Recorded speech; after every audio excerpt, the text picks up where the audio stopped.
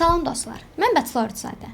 Alibet Gənclər Birliyində bugün mövzumuz sadəcə bir kitab deyil, əslində dünyanın ən böyük zəkalarını mat qoyan bir fenomendir. Bilirsiniz, biz gənclər niyə həmişə nəyə görə sualını veririk? Niyə dünya filosofları, alimləri bu kitaba bu qədər vaxt ayırıblar? Bugün mən sizə tozlu rəflərdən deyil, birbaşa müasir elmin və tarixin ən parlaq beyinlərinin dilindən danışacağam. Əvvəlcə gəlin bu kitabın necə bizə çatdığına baxaq. Quran əslində iki cür nazil olub.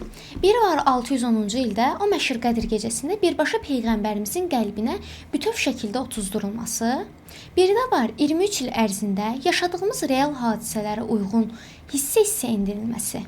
3-cü xəlifənin zamanında kitab halına salınsa da, İmam Əlinin bu ayələri tək-tək toplaması və düzgün oxuması üçün çəkdiyi o böyük zəhmət olmasaydı, bu nurlu kəlam bizə bu qədər qüsursuz çatmazdı.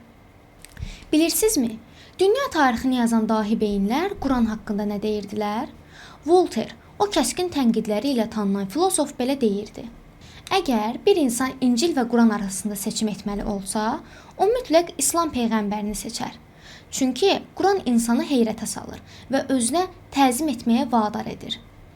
Tolstoy isə Quran hidayət yolu, saflıq və qüdrət mənbəyi kimi xarakterizə edirdi.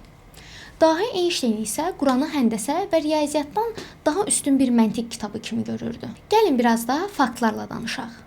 Məsələn, Əshab-ı Kəhf hekayəsi. Quranda onların mağarada 309 il qaldığı deyilir. Niyə sadəcə 309 yox?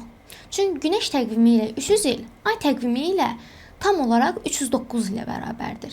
Bu astronomik incəliyi kim belə dəqiq deyə bilərdi?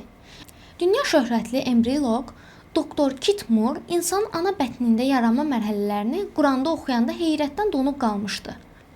Bugünün tibb elmi nə deyirsə, Quran 14 əsr əvvəl onu deyirdi. Hətta yer kürəsinin 71,1%-nin su olması faktı belə ayələrdəki dəniz və quru sözlərinin nisbətində gizlənilib. Dünya filosofları min illərdir bir yol axtarırlar. Amma Quran insan üçün elə bir yol açır ki, dünya mütəfəkkirləri o yolu müstəqil təyin etməkdə acizdirlər. Napolyon Bonaparte belə deyirdi. Mən ümid edirəm ki, çox keçməyəcək. Mən dünyanın bütün ağıllı insanlarını Quranın prinsipləri ətrafında birləşdirə biləcəyəm. Quran bizə 1400 il əvvəldən gələn bir mesaj deyil. Bu günümüzü və sabahımızı necə yaşamalı olduğumuzu öyrədən bir məntiq kitabıdır. Sizcə bu qədər alimi və filosofu heyran qoyan ən böyük sir nədir? Bismillahirrahmanirrahim. İqra bismi rabbikellezî halaq.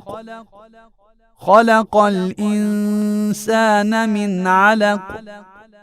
İqra ve rabbukel ekrem. Ellezî alleme bil kalem. Allemel insâne mâ lem ya'lem. Mərhəmətli və rəhimli Allahın adı ilə. Yaradan Rəbbinin adı ilə oxu. O, insanı qan laxtasından yaratdı. Oxu, sənin Rəbbin müqayisəsiz səxavətə malikdir.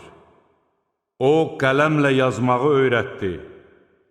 İnsana bilmədiklərini öyrətdi.